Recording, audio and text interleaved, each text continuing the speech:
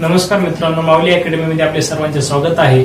आजचा आपला टॉपिक आहे संख्या आणि संख्या लेखन पद्धती।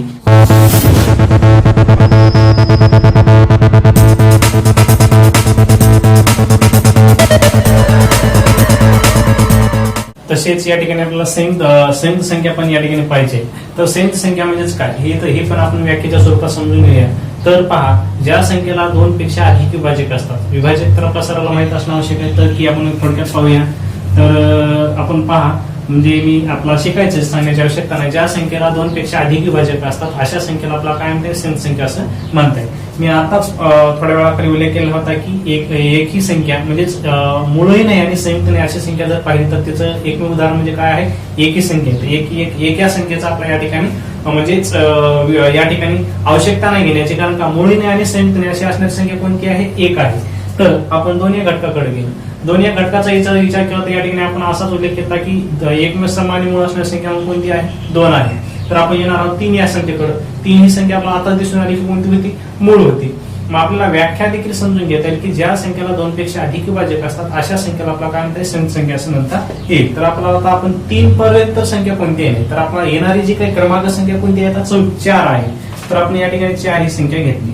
तर 4 घेतल्याच्या नंतर पहा, मी तर उल्लेख केला एक ज्या संख्येला दोन पेक्षा अधिक विभाजक असतात, तर पहा 4 या संख्येला कोणत्या संख्येने भाग जातो। तर या ठिकाणी आपण पाहूया, 1 या संख्येने भाग जातो, 2 या संख्येने भाग जातो, 4 न भाग जातो का, नाही। आपलं 3 न भाग जातो का, जात नाही, परंतु 4 या संख्येने भाग जातो। म्हणजे ज्या संख्येला दोन पेक्षा अधिक विभाजक असतात अशा संख्येला आपल्याला काय म्हणता येईल, संयुक्त संख्या असं म्हणता येईल। त्याच्यानंतर आपण आता या ठिकाणी पुढची कोणती संयुक्त संख्या असेल असा जर विचार कोणाला जर पडला असेल तर त्या ठिकाणी आपला 5 ही संख्या जी आहे ती कोणती आहे, मूळ आहे। पण 6 ही संख्या बघा, 6।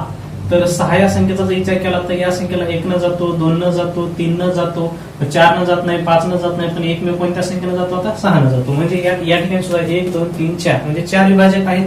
तर आपल्याला या ठिकाणी असं समजून येईल की ज्या संख्येला दोन पेक्षा अधिक विभाजक असतात अशा संख्येला आपला काय म्हणते, संयुक्त संख्या असं म्हणता येईल। पण या ठिकाणी आपण थोडक्यात असा विचार करून घ्या, कारण 1 ते 100 मध्ये आपण एकूण किती मूळ संख्या शोधल्या होत्या, 25 शोधल्या होत्या। तर आपण या ठिकाणी थोडक्यात आपण याचा विस्तार समजून घेऊया। मूळ संख्या किती आहेत, एकमेव 25 आहेत 1 ते 100 मध्ये, बरोबर। मग यामध्ये आपण असं 25 आहेत आणि ज्या मूळ संख्या असतात त्या संयुक्त संख्या नसतात, हे पण या ठिकाणी लक्षात ठेवणं आवश्यक आहे। 25 संख्या मूळ आहेत, त्याच्यानंतर परत एकही मूळही नाही, म्हणजे मूळही नाही आणि संयुक्तही नाही अशी एकमेव असणारी संख्या कोणती आहे, 1 आहे। तर या संख्येची बेरीज करा, तर या ठिकाणी पहा या किती होतील, नेमकं 25 किती झाले, 26 झाले। तर आता आपल्याला एक सोपं उदाहरण आहे।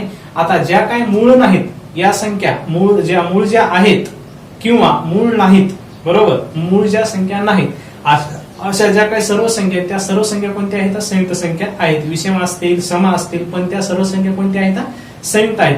पण कोणत्या नाहीत, मूळ नाहीत अशा संख्या। तर आपल्या या ठिकाणी पहा, आपण म्हणजेच 1 ते 100 या घटकाचा विचार केला होता। तर 100 या संख्येमध्ये 25 मूळ संख्या आणि एकमेव मूळ आणि एकमेव मूळ आणि संयुक्त असणारी संख्या आपण पाहिली होती। तर 25 मूळ संख्या झाल्या आणि एक ही संख्या जर याचा विचार केला तर 26 झाल्या।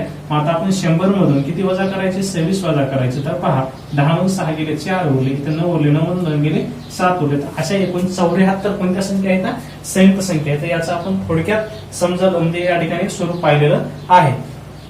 यानंतर तसेच या ठिकाणी आता आपण संयुक्त संख्या पाहिलेली आहे, पण तसेच आता आपल्याला या ठिकाणी जोडमूळ संख्या पण या ठिकाणी पाहिजे आहे। तर पहा, जोडमूळ संख्या म्हणजेच काय, तर जोडमूळ संख्येचं देखील आपल्याला या ठिकाणी स्वरूप अगोदर समजायला पाहिजे आणि यानंतर आपला जोडमूळ संख्या समजायला सोपं जातील। तर पहा, आतापर्यंत जे काय आपण समसंख्या, विषम संख्या, मूळ संख्या, संयुक्त संख्या पाहिल्या, यांच्या बेसावरच म्हणजे यांच्या बेसिक आधारावरच आपल्याला जोडमूळ संख्या सुद्धा समजायला फार सोप्या जातील। तर 1 ते 100 मध्ये आपल्याला जशा की मूळ संख्या आपला 25 दिसून आल्या, संयुक्त संख्या 74 दिसून आल्या, तसं जोडमूळ संख्या 1 ते 100 मध्ये एकूण 8 जोड्या आपल्याला त्याच्या दिसून येतात। तर आपल्या याची जर व्याख्या जर पाहिली तर व्याख्या कशा स्वरूपाची हे आपल्याला समजून घेता येईल। आणि व्याख्या जर आपल्याला समजली तर व्याख्या समजली असेल आणि अगोदरच्या जर संख्या समजली असेल तर हे एकदम सोपं जाणार आहे। तर पहा, दोन मूळ संख्याच्या दरम्यान, दोन मूळ संख्यांच्या दरम्यान जी एकच संयुक्त संख्या असते, दोन मूळ संख्येच्या दरम्यान जी एकच संयुक्त संख्या असते अशा संख्येला आपल्याला काय म्हणता येईल, जोडमूळ संख्या असं म्हणता येईल। तर आपण या ठिकाणी पाहूया। तर पहा, आता आपण उल्लेख केला होता एक नाही, दोन नाही, तीन म्हणता येणार नाही. तर आपल्याला या ठिकाणी बघा तीन तर दोन ही संख्या तर आपण पाहिली ती मूळ आणि एकमेव सम आणि मूळ असणारी संख्या दोन आहे, पण दोनचा विचार करता येणार नाही. आणि व्याख्या कशी व्यक्त केली की दोन मूळ संख्येच्या दरम्यान जी एकच संयुक्त संख्या असते अशा संख्येला जोडमूळ संख्या असं म्हणता येईल. तर आपण या ठिकाणी 3 या संख्येपासून आपण प्रवाह चालू करूया. तर पहा 3,5 3,5 तर या संख्येमध्ये आपल्याला कोणती संख्या दिसून येते? 4. तर मी उल्लेख केला होता दोन मूळ संख्येच्या दरम्यान जी एकच संयुक्त संख्या असते अशा संख्येला जोडमूळ संख्या असं म्हणता येईल. म्हणजे 3 आणि 5 या दोन संख्यामध्ये कोणती संख्या दिसून येते? 4 दिसते. 4 ही संख्या आपण आताच उदाहरण घेतली तर संयुक्त संख्या काय आहे? एकमेव लहानात लहान संयुक्त संख्या जर विचार केला तर आपल्याला कोणती दिसून येते? 4 दिसते. या ठिकाणी आपल्याला दिसून आलेलं आहे. त्याच्यानंतर आपण आता पुढे जाऊया.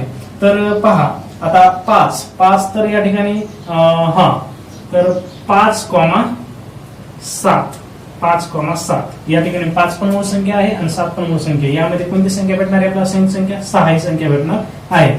त्याच्यानंतर 7,9 होणार आहे, कारण का 9 ही संख्या काय आहे? संयुक्त संख्या आहे. कारण का 9 या संख्येचे विभाजक पहा 1 न जातो, 3 त्रिक 9 जातो, 9 1 9 म्हणजे 2 पेक्षा अधिक विभाजक आहेत त्याला. त्याच्यामुळे 9 ही संख्या म्हणजे या ठिकाणी ती बसणार नाही. त्याच्यानंतर या ठिकाणी आपण पुढचा विचार जर केला तर 11,13 या दोन संख्येमध्ये आपल्याला काय दिसून येईल? 12 ही संख्या दिसून येईल. त्याच्यानंतर 17,19 या दोन संख्येमध्ये विचार केला आपला या ठिकाणी कोणती दिसून येते? 18 ही संख्या आपल्याला दिसून येते. तर 1 2 3 4 आहे. तर आता एकूण किती राहिले? 4 राहिले. तर पहा आता आपण आपल्याला जायचंय पहा आता 23 आणि 29 यांचा जर विचार जर केला तर यांचा फरक बऱ्याच प्रमाणात आहे. या ठिकाणी आपल्याला जोडमूळ संख्या सापडणार नाही. पण शेवटचा जो दिसला आपल्याला 29 या घटकापाशी आपल्याला त्याच्याशी निगडीत आहे. तर कोणती आहे? 29,31. तर या दोन संख्येमध्ये आपल्याला 30 ही संख्या दिसून येते. त्याच्यानंतर आता या ठिकाणी आपल्याला दुसरी संख्या कोणती दिसणार नाही, कारण का 37 आहे. पण 39 आपल्याला संयुक्त संख्या आहे, पण मूळ आहे का? नाही. मग पुढे जर गेलो आपण तर या ठिकाणी 41,43 या ठिकाणी आपल्याला 42 संख्या दिसून येईल. त्याच्यानंतर आता 41,43 47 आहे, मूळ आहे, परंतु विषम आपल्याला दिसून येणार नाही. विषम संख्या बऱ्याच आहेत पण आपला जोड भेटणार नाही या ठिकाणी.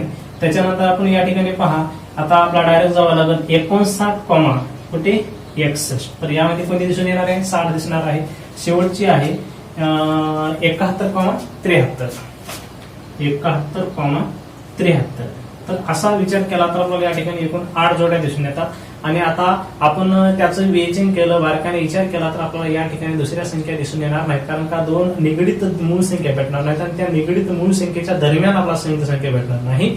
मग आपल्याला असं समजून घेतात की दोन मूळ संख्येच्या दरम्यान जी एकच संयुक्त संख्या असते अशा संख्येला आपल्याला काय म्हणता येईल? जोड मूळ संख्या असं म्हणता येईल. तर अशा पद्धतीचा हा संख्या आणि संख्या लेखन पद्धती या भागावरील हा समसंख्या, विषम संख्या, मूळ संख्या, संयुक्त संख्या आणि जोडमूळ संख्या या भागाचा आपण थोडक्यात या ठिकाणी माहिती घेतलेली आहे. आणि पुढचा जो भाग आहे आपण लगेच ते पाहणार आहोत.